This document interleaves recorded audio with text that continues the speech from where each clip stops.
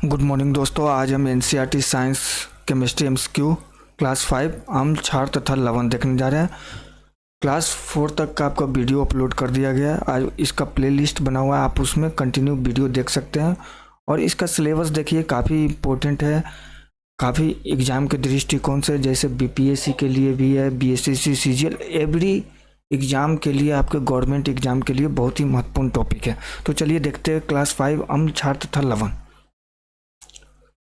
अम्ल क्षार तथा क्वेश्चन नंबर 1, निम्नलिखित कथनों पर विचार कीजिए, उपयुक्त में से कौन सा कथन सत्य है। तो पहला का सी सत्य है।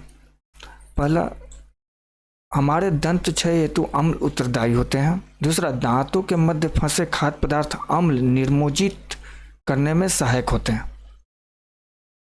क्वेश्चन नंबर 2, सूची 1 को सूची 2 से सम्मिलित कीजिए तथा नीचे दिए गए कूट की सहायता से सही उत्तर का चयन करें। तो इसका 1, 2, 4, 3 होगा। 1, 2, 4, 3।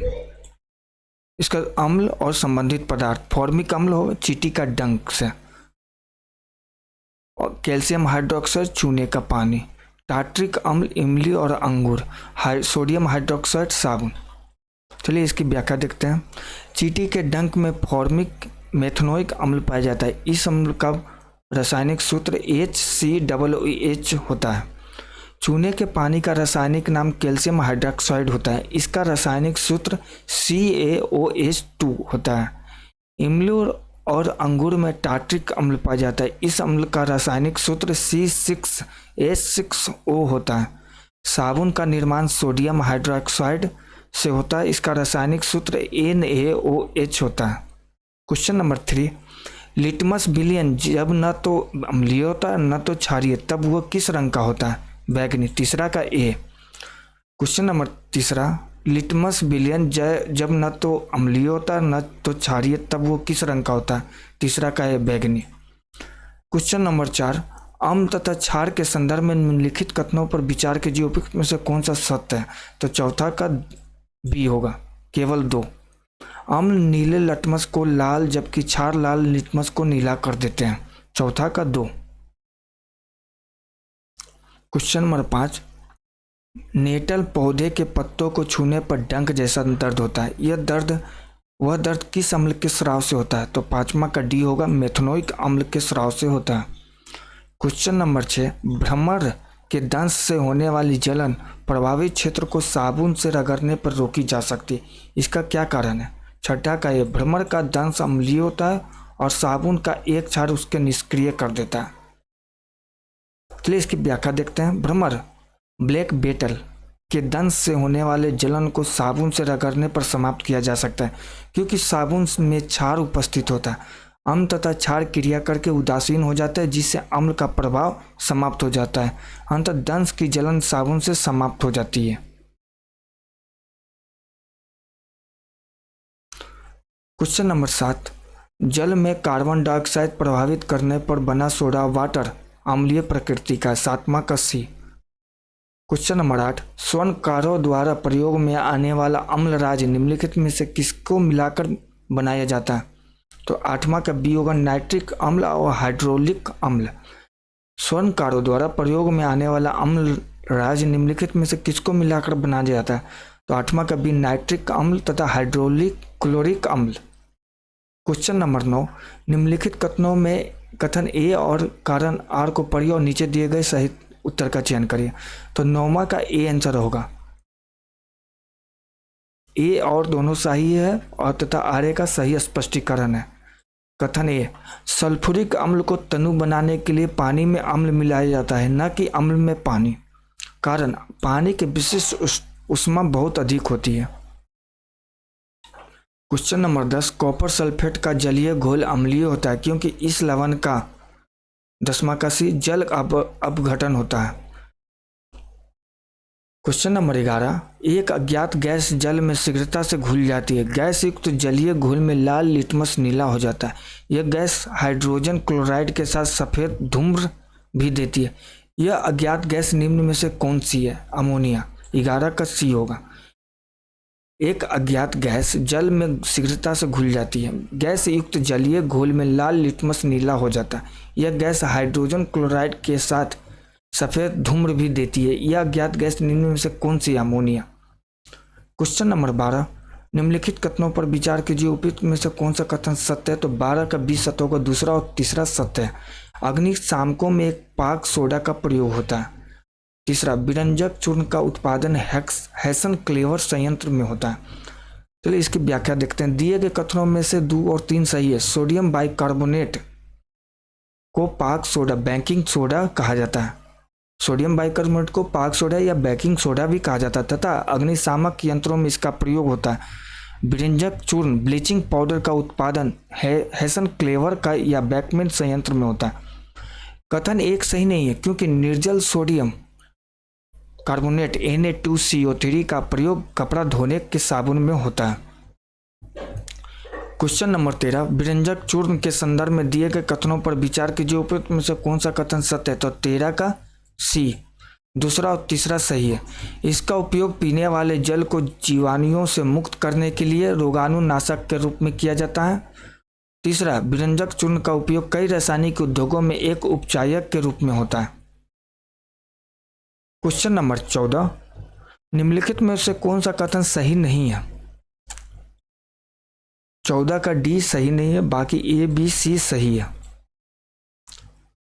NaCl की उपस्थिति में प्लास्टर ऑफ पेरिस के स्थापन दर में वृद्धि होती है।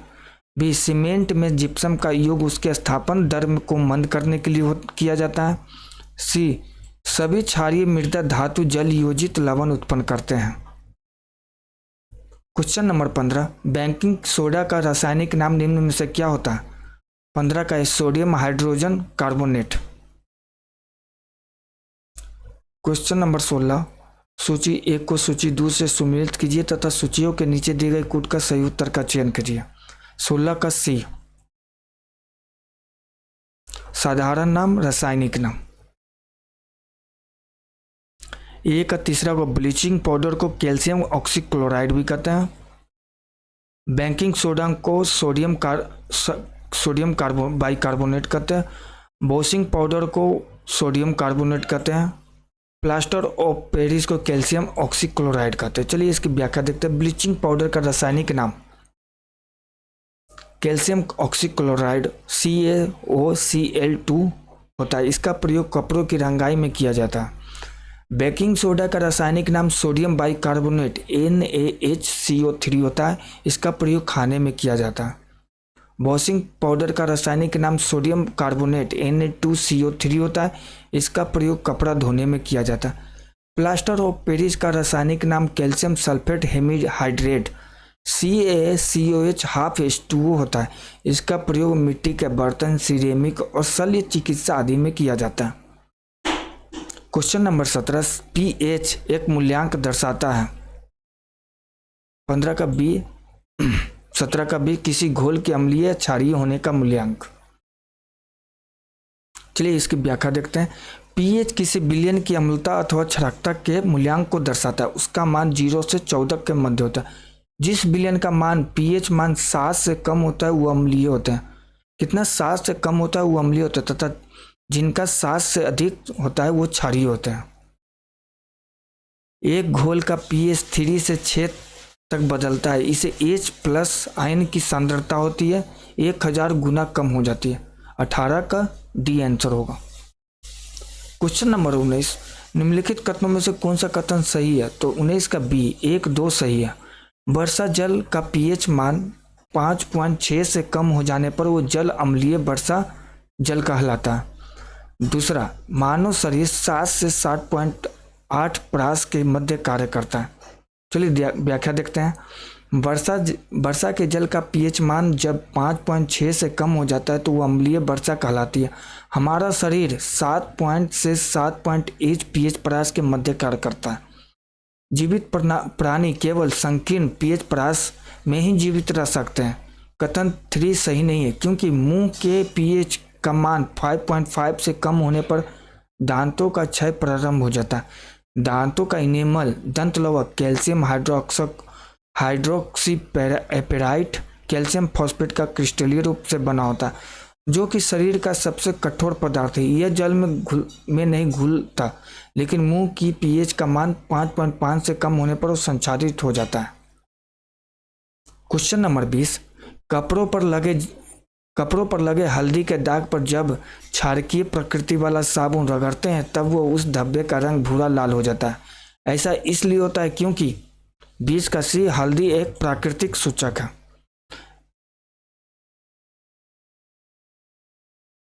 क्वेश्चन नंबर 21, सूची 1 को सूची 2 से सम्मिलित कीजिए तथा सूचियों के नीचे दिए गए कूट का प्रयोग कर सही उत्तर का चयन कीजिए। सूची 1 में सामान्य पदार्थ, सूची 2 में पीएच मान है। तो 21 का ए आंसर होगा। मानव रक्त 7.3 से 7.5 होता है जो कि क्षारीय होता है। दूध 6.4 होता है, पीएच मान होता है, ये अम्लीय होता है। मानव लार 5.5 से 7.5 पीएच मान होता है, ये अम्लीय होता है। मानव मूत्र 6.7 से 7.5 मान होता है। ओके दोस्तों, तो कल क्लास 6 का देखेंगे। तो थैंक यू। अब ज़्यादा से ज़्यादा चैनल को शेयर करिए और सब्सक्राइब करिए। Thank you.